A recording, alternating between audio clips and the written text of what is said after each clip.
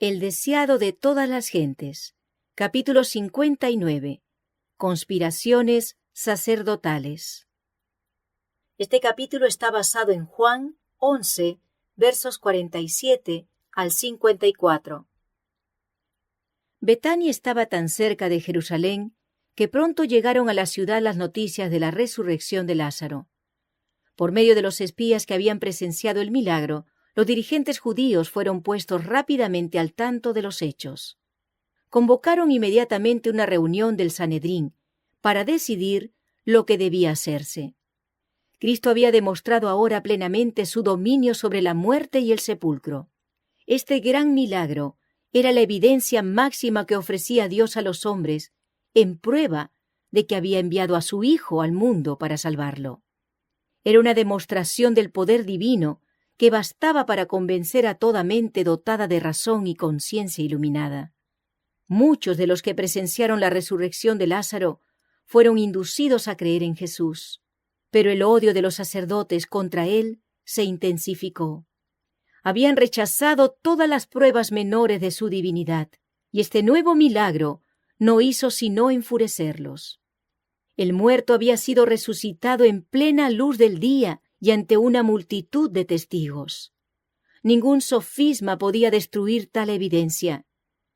Por esta misma razón, la enemistad de los sacerdotes se hacía más mortífera. Estaban más determinados que nunca a detener la obra de Cristo. Los saduceos, aunque no estaban a favor de Cristo, no habían estado tan llenos de malicia contra él como los fariseos. Su odio no había sido tan acerbo. Pero ahora estaban cabalmente alarmados. No creían en la resurrección de los muertos. Basados en lo que llamaban falsamente ciencia, habían razonado que era imposible que un cuerpo muerto tornara a la vida. Pero mediante unas pocas palabras de Cristo, su teoría había quedado desbaratada. Se había puesto de manifiesto la ignorancia de ellos tocante a las Escrituras y el poder de Dios. Veían la imposibilidad de destruir la impresión hecha en el pueblo por este milagro. ¿Cómo podrían los hombres ser apartados de aquel que había triunfado hasta arrancar sus muertos al sepulcro? Se pusieron en circulación falsos informes, pero el milagro no podía negarse, y ellos no sabían cómo contrarrestar sus efectos. Hasta entonces los saduceos no habían alentado el plan de matar a Cristo, pero después de la resurrección de Lázaro, creyeron que únicamente mediante su muerte podrían ser reprimidas sus intrépidas denuncias contra ellos. Los fariseos creían en la resurrección y no podían sino ver en ese milagro una evidencia de que el Mesías estaba entre ellos, pero siempre se habían opuesto a la obra de Cristo. Desde el principio le habían aborrecido porque había desenmascarado sus pretensiones hipócritas. Les había quitado el manto de rigurosos ritos bajo el cual ocultaban su deformidad moral. La religión pura que él enseñaba había condenado la vacía profesión de piedad. Ansiaban vengarse de él por sus agudos reproches. Habían procurado inducirle a decir o hacer alguna cosa que les diera ocasión de condenarlo. En varias ocasiones habían intentado apedrearlo, pero él se había apartado tranquilamente y le habían perdido de vista. Todos los milagros que realizaba en sábado eran para aliviar al afligido, pero los fariseos habían procurado condenarlo como violador del sábado. Habían tratado de incitar a los herodianos contra él, presentándoselo como procurando establecer un reino rival. Consultaron con ellos en cuanto a cómo matarlo. Para excitar a los romanos contra él, se lo habían representado como tratando de subvertir su autoridad. Habían ensayado todos los recursos para impedir que influyera en el pueblo, pero hasta entonces sus tentativas habían fracasado. Las multitudes que habían presenciado sus obras de misericordia y oído sus enseñanzas puras y santas, sabían que los suyos no eran los hechos y palabras de un violador del sábado o blasfemo. Aún los oficiales enviados por los fariseos habían sentido tanto la influencia de sus palabras que no pudieron echar mano de él. En su desesperación, los judíos habían publicado finalmente un edicto decretando que cualquiera que profesase fe en Jesús fuera expulsado de la sinagoga. Así que cuando los sacerdotes, gobernantes y ancianos se reunieron en concilio, era firme su determinación de acallar a aquel que obraba tales maravillas que todos los hombres se admiraban. Los fariseos y los saduceos estaban más cerca de la unión que nunca. Divididos hasta entonces, se unificaron por oposición a Cristo. Nicodemo y José habían impedido en concilios anteriores la condenación de Jesús, y por esta razón no fueron convocados esta vez. Había en el concilio otros hombres influyentes que creían en Cristo, pero nada pudo su influencia contra la de los malignos fariseos. Sin embargo, los miembros del concilio no estaban todos de acuerdo. El Sanedrín no constituía entonces un cuerpo legal, existía solo por tolerancia. Algunos de sus miembros ponían en duda la conveniencia de dar muerte a Cristo. Temían que ello provocara una insurrección entre el pueblo e indujera a los romanos a retirar a los sacerdotes los favores que hasta ahora habían disfrutado y a despojarlos del poder que todavía conservaban. Los saduceos, aunque unidos en su odio contra Cristo, se inclinaban a ser cautelosos en sus movimientos, por temor a que los romanos los privaran de su alta posición. En este concilio, convocado para planear la muerte de Cristo, estaba presente el testigo que oyó las palabras jactanciosas de Nabucodonosor, que presenció la fiesta idólatra de Belsasar, que estaba presente cuando Cristo en Nazaret se proclamó a sí mismo el ungido. Este testigo estaba ahora haciendo sentir a los gobernantes qué clase de obra estaban haciendo. Los sucesos de la vida de Cristo surgieron ante ellos con una claridad que los alarmó. Recordaron la escena del templo cuando Jesús, entonces de 12 años, de pie ante los sabios doctores de la ley, les hacía preguntas que los asombraban.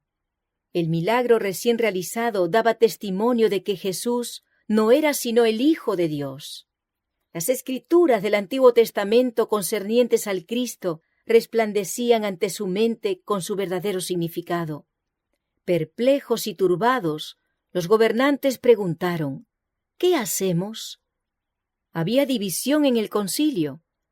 Bajo la impresión del Espíritu Santo, los sacerdotes y gobernantes no podían desterrar el sentimiento de que estaban luchando contra Dios. Mientras el concilio estaba en el colmo de la perplejidad, Caifás, el sumo sacerdote, se puso de pie. Era un hombre orgulloso y cruel, despótico e intolerante. Entre sus relaciones familiares había saduceos soberbios, atrevidos, temerarios, llenos de ambición y crueldad, ocultas bajo un manto de pretendida justicia.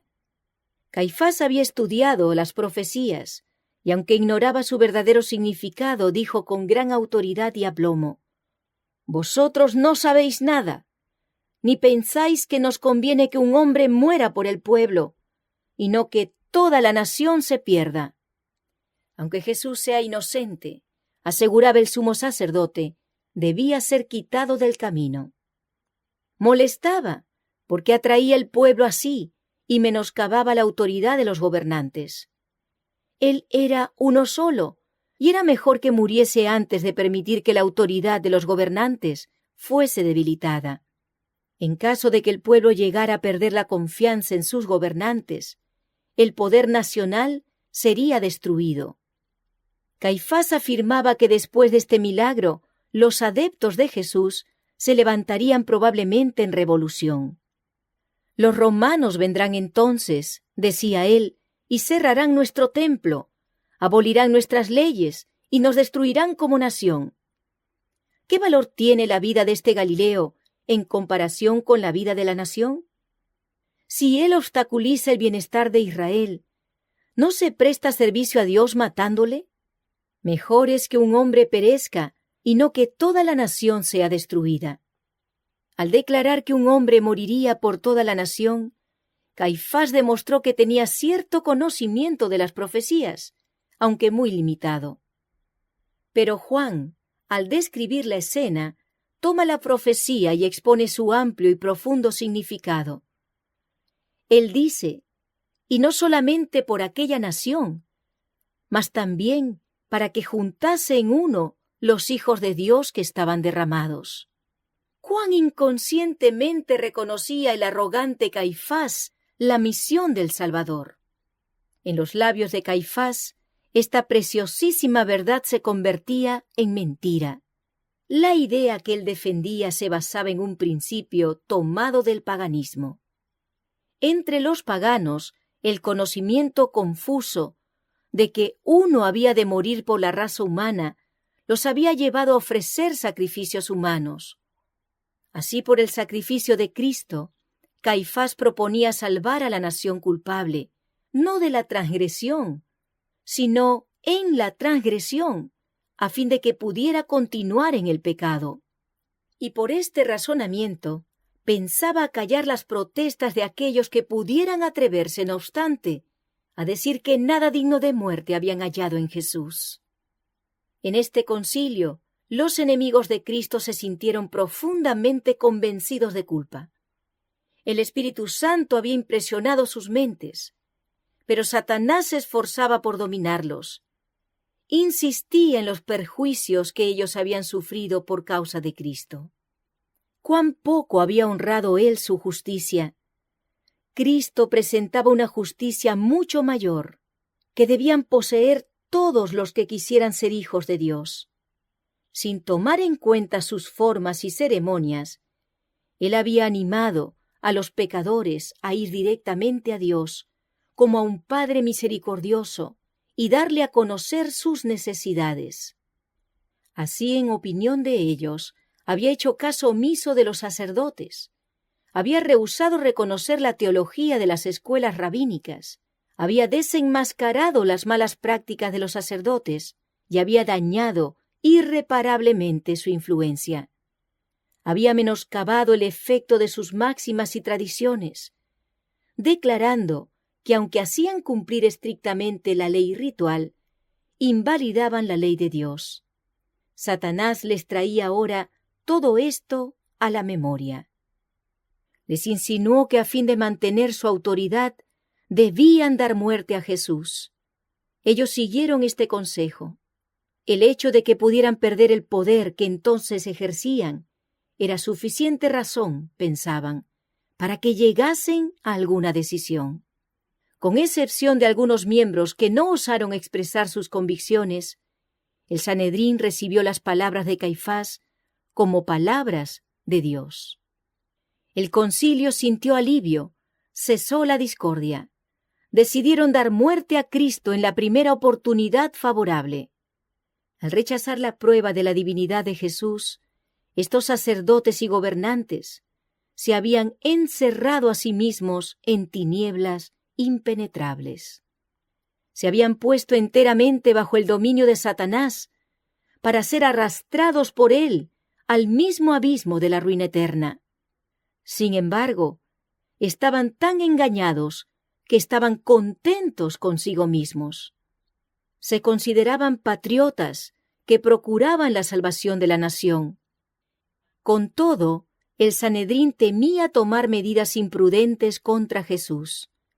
No fuese que el pueblo llegara a exasperarse y la violencia tramada contra él cayera sobre ellos mismos. En vista de esto, el concilio postergó la ejecución de la sentencia que había pronunciado. El Salvador comprendía las conspiraciones de los sacerdotes. Sabía que ansiaban eliminarle y que su propósito se cumpliría pronto. Pero no le incumbía a él precipitar la crisis, y se retiró de esa región llevando consigo a los discípulos. Así, mediante su ejemplo, Jesús recalcó de nuevo la instrucción que les había dado. Mas cuando os persiguieren en esta ciudad, huid a la otra. Había un amplio campo en el cual trabajar por la salvación de las almas, y a menos que la lealtad a él lo requiriera, Los siervos del Señor no debían poner en peligro su vida. Jesús había consagrado ahora al mundo 3 años de labor pública. Ante el mundo estaba su ejemplo de abnegación y desinteresada benevolencia. Su vida de pureza, sufrimiento y devoción era conocida por todos. Sin embargo, solo durante ese corto período de 3 años pudo el mundo soportar la presencia de su Redentor. Su vida fue una vida sujeta a persecuciones e insultos. Arrojado de Belén por un rey celoso, rechazado por su propio pueblo en Nazaret, condenado a muerte sin causa en Jerusalén, Jesús, con sus pocos discípulos fieles, halló temporariamente refugio en una ciudad extranjera. El que se había conmovido siempre por el infortunio humano, que había sanado al enfermo, devuelto la vista al ciego, el oído al sordo y el habla al mudo, el que había alimentado al hambriento y consolado al afligido, fue expulsado por el pueblo al cual se había esforzado por salvar. El que anduvo sobre las agitadas olas y con una palabra acalló su rugiente furia, el que echaba fuera demonios, que al salir reconocían que era el Hijo de Dios, el que interrumpió el sueño de la muerte, el que sostuvo a miles pendientes de sus palabras de sabiduría, no podía alcanzar el corazón de aquellos que estaban cegados por el prejuicio y el odio, y rechazaban tercamente la luz.